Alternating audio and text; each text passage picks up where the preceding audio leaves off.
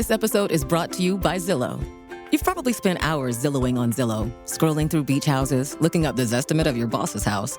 But Zillow is so much more than searching for homes. Now, Zillowing means finding a top agent who's with you all the way, working with a top-rated loan officer to find a mortgage with Zillow Home Loans, and getting into the home of your dreams, whether it's on a beach or not. Zillow, let's get you home. Download the Zillow app today. Zillow Home Loans, NMLS number 10287.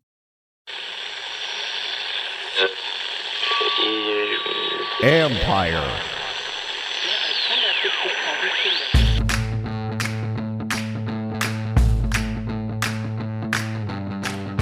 Hello and welcome to my podcast. Do me a favor, subscribe to the John Keim Report wherever you get your podcast. You're watching on YouTube. Hit that like button, hit that subscribe button. You can find us there as part of Empire Media. That's AMPIRE. Always much appreciated when you tune in. Today, I'm going to run a conversation we had with Commanders running backs coach Randy Jordan at a recent media day session.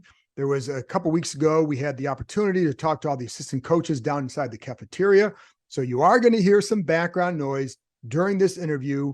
Bear with it. It's okay. You'll be okay. You can still get the insight from him, and it's actually still good enough audio that you can certainly hear him clearly what he's saying, and the background noise that adds some ambiance. So just take it like that. Anyway, the whole point of it is to get some insight into the running backs. Brian Robinson, a lot on Brian Robinson, a lot on Chris Rodriguez, obviously a little bit on Antonio Gibson as well.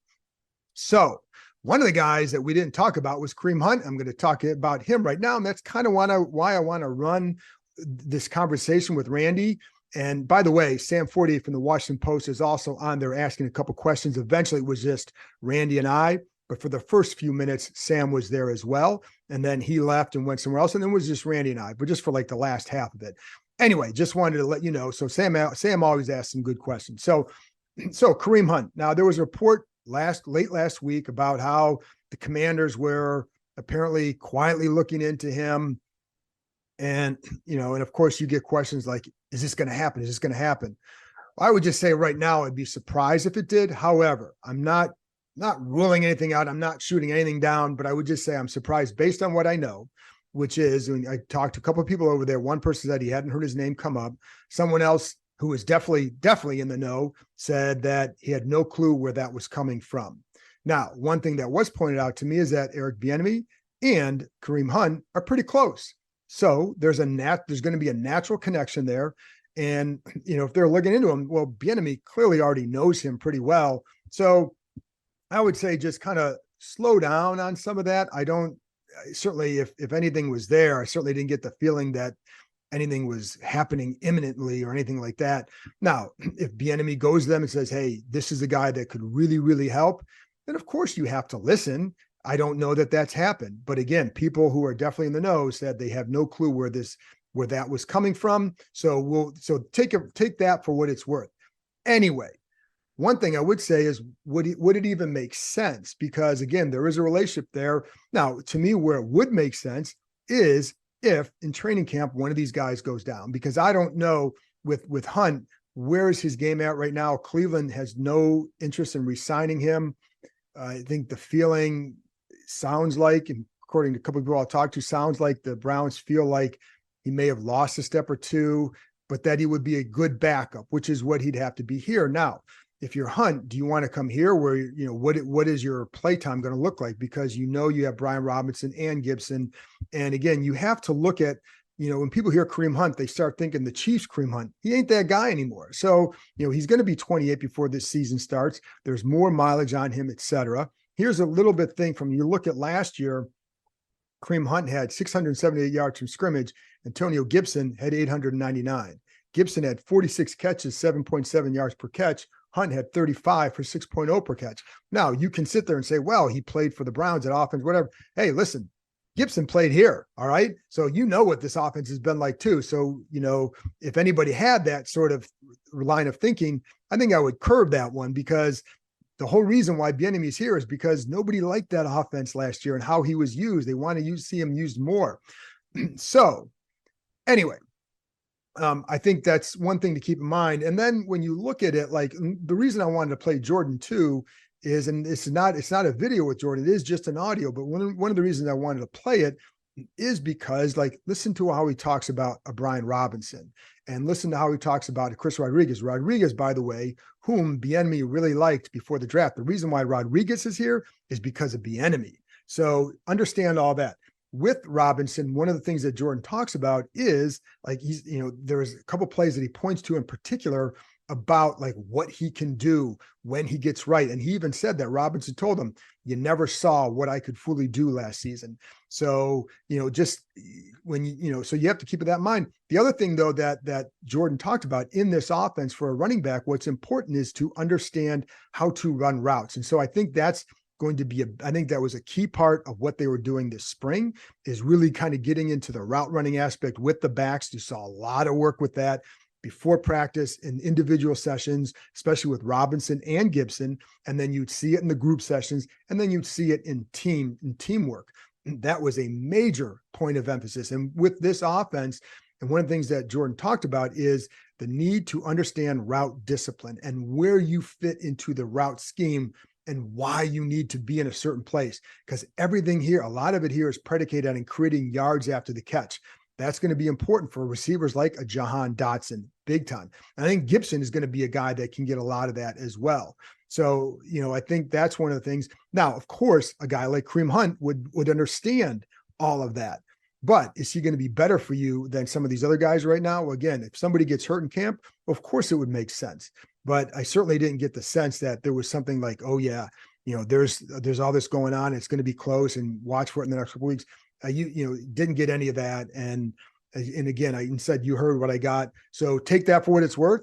And, but I also wanted to point out too, with Gibson, they're very excited about what he showed this spring. Again, shorts and pads, I get that, but I think it's how they feel he can be used in this offense and how his talent can be maximized in this offense. And you saw it this spring, moving him around a little bit more. I know you've heard this last couple of years, but always in the spring or in the fall, it didn't come to fruition the way people thought it might. Now, I think he's been a good player for them, but I also think that at times you watch him like, whoa, you watch that play against Buffalo where they had took the screen for touchdowns. Like, that's pretty explosive. He still can be that guy. And so I think in this offense with this screen game, I think he can be a dangerous player for them. And you look at, like, I think the versatility of the sets they can run with guys like Gibson, and even Robinson, is you can put them, if you really want to get crazy, you could put the 4 tight ends out there and get 1 running back. And, like, how are you going to counter that as a defense, and who's going to cover who, and what package you're going to run? Now, I don't know how often you could really do that, but I think there's some affordable, I think guys like Gibson afford you that versatility. Clearly a guy like Hunt would, but I think you still get that with Gibson.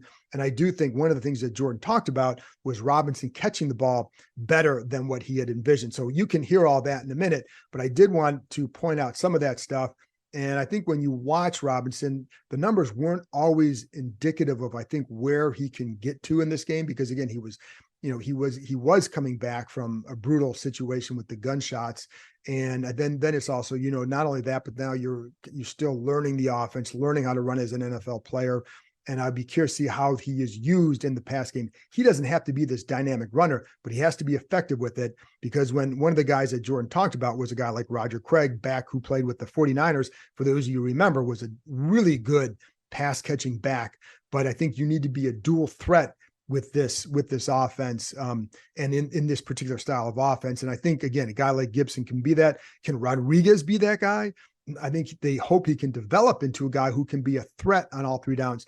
I don't see him being certainly not like Antonio Gibson, but I think could he be a little bit more like a Robinson, who can be a 3-down guy, because he learns to be a good pass catcher and pass protector. But also, again, the route running is a big key. It's not just how are the hands, it's how is he at route running. And I think that's where Gibson gets a big edge, because he's pretty good in that area. So just wanted to let you fill you in on all that. And again, Randy will kind of walk through some of the stuff, and I think you'll enjoy the interview with him and get some insight into some of these guys. But also, because it's Father's Day, I'm taping this on Father's Day, and I played the Sam Howell interview the other day, and we talked about Father's Day, and I forgot to say to everybody out there, hey, happy Father's Day. I hope you had a great one. Listen, I'm a blessed person. I've got 3 great kids, healthy, and the best job that I ever could have is being a dad to them. And so like, that is the number one thing that I like about it. And it's, you share your love of sports. Of, my youngest is a dancer. He's a fantastic dancer. You share a love of the arts, all that great stuff. It's great being a dad. So one of the things, like for me, and so I just want to point that out. And the best thing that I treasure in my life is being a dad and a husband.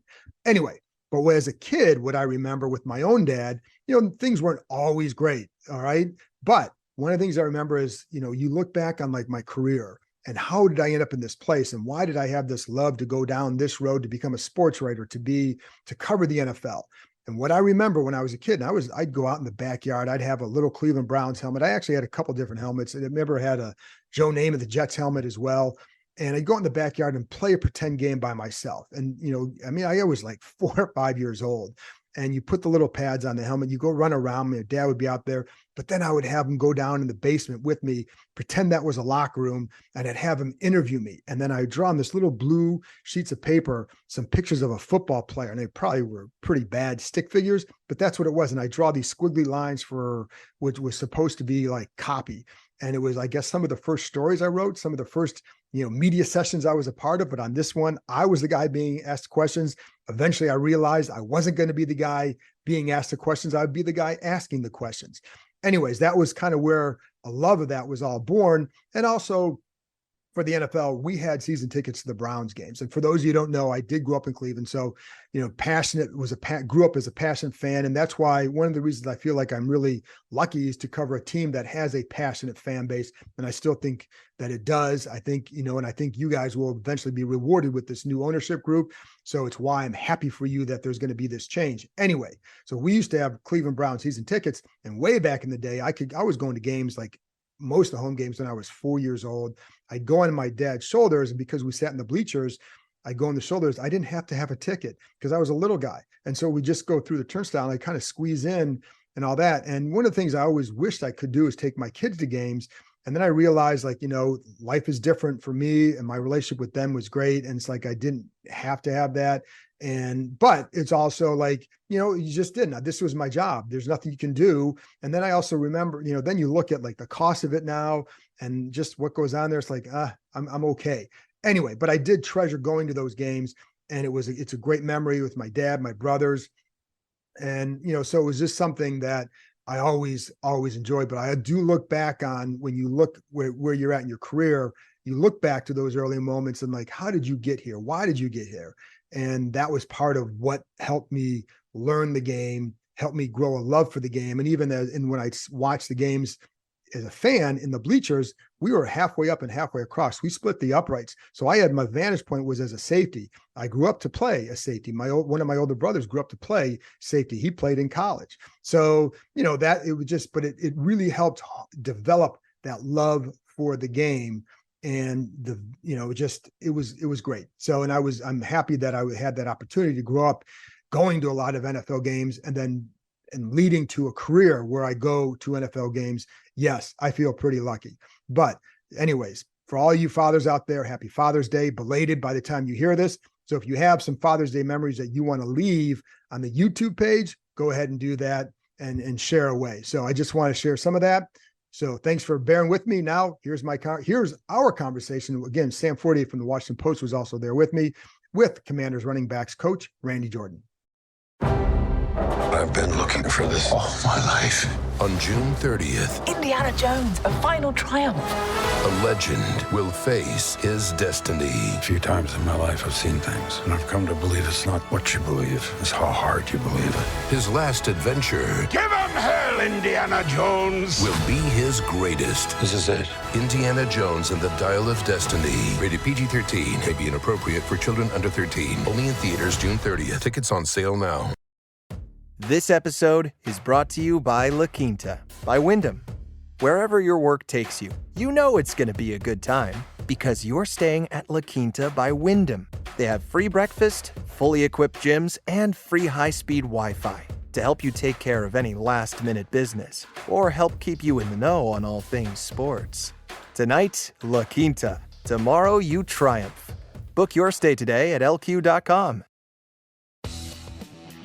School is out and summer is here, so it's time to plan your next family adventure.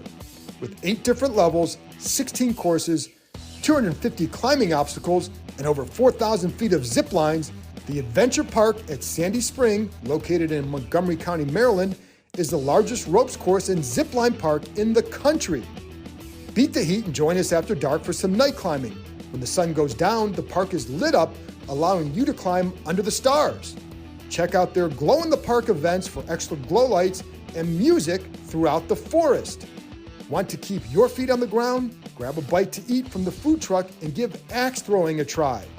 Perfect for first-timers or experts, their projector systems allow you to throw at traditional targets, play tic-tac-toe, Connect Four, or even hunt zombies.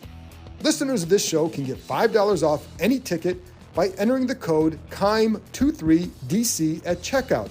That's promo code KEIM23DC, KEIM23DC. Now open 7 days a week, this is the perfect time of year to get outside and join the adventure at theadventurepark.com. Yeah, excited. Just another year with B-Rob for a whole season. For a whole season. And then we got AG who's doing a great job, and then when you talk about the addition of Chris from Kentucky, gives you some added needed depth at the position. And really all the guys has done a tremendous job in terms of embracing this new system, in terms of not only from the run game standpoint, but also from the standpoint of the passing game, and also how we practice. So it's been really fun to watch them attack this, and we're just trying to continue to chop wood. What's the biggest change for them to get used to in this system? Well, I think I played in this system, and it's a system that goes back to Bill Walsh, obviously with the West Coast system. And I think the biggest thing is the discipline of routes, depth, discipline, right? Being where you need to be, right? How you affect coverage. I think that's the biggest thing when you look at the system, the West Coast itself, because you have to be in certain spots so that the spacing is such where now other guys can have success. Right. So that's the thing that we're really trying to pound, is just the discipline that it takes to be a good route runner. More than other systems? Well, I think and why would that be? I think the biggest thing is when you look at this system, traditionally it's always been friendly in terms of just the halfback being integral in the passing game. I mean, you go back to Roger Craig, right? I mean, you look at it, and if you're where you're supposed to be, right, the quarterback, to me, tight ends and running backs are such where they can be very quarterback friendly, because the proximity, to me, you're closer to who? You're closer to the quarterback. You're talking about maybe 10, 15, 5 yards compared to you throwing the ball down the field. And so I always tell them, I said, be where you're supposed to be so that quarterback can account for you if he needs to in terms of in the passing game. I know you want all your guys to be able to do everything, but I guess with the addition of Chris and the departure of JD, it seems, or the way that I've been thinking about it is, do you use AG now more how you use JD in the past? Does he kind of slide into that role? Well, I think the biggest thing is right now, when I look at this, what we're trying to do is we're trying to give these guys an opportunity to show what they can do. For sure. So when you talk about a JD role, right, where he was a guy that's 2 minute, third down, all that kind of stuff, I think that will come.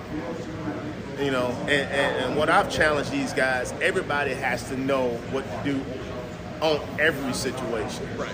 So it could be a B-Rob, it could be a AG, it could be a J. Will, it could be, it could be Chris, it could be any of those guys. Right. I think the biggest thing is for us is to continue to chop wood, to continue to be disciplined in the pass game, everything that we're trying to do, and that will surface in its own time. But the biggest thing is making sure we master the offense. Do you think we ever saw Brian Robinson you thought you would see? Did we ever see him last year?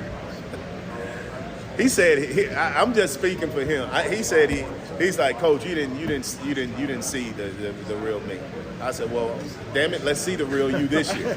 But no, seriously, I think when you look at what he's done from the standpoint of what he went through as a player, and not only the physical part, but the mental toughness that it takes to come back. Like right now, he's eating, he's sleeping, trying to learn the system, just like everybody else is. And I'm really excited to see what that he can do with a full season and a full camp behind him. What do you think, like, in terms of how that situation affected him? What things, maybe by the end of the year you were seeing, and what things might you expect to see now that it'll be a year removed from that? Yeah, I think the biggest thing is when you look at him, one of the things that we really liked about him was his vision, his ability to set blocks and be able to turn a 2-yard block play into a 6 or 7 yard run. Now, for the naked eye, the viewer, he just got 6 or 7 yards. Well, shit, we only blocked for 2, right? So that's something that as the season went along, oh shit, that's the cut that I'm looking for. Oh, that's the patience that I'm looking for. I give you an example. When we were playing, I think it was Atlanta. We threw the ball to him on a little swing route, and he ran. I mean, like literally, to be able to run a human being over, like that's the hardest thing in football. You got to run a human being over, and then to move another man off a spot when you're blocking, that's hard. Like most people can't do that. So when I saw that, I was like, yep, that's what I saw. And so we're just trying to build on that in terms of him being comfortable in the system, run game and pass game wise. Because I'm gonna just tell you this: the guy catches the ball better than what I. Yeah, he catches the ball better than when I watched it on tape because he was a runner. Right. And so now he's catching the ball and.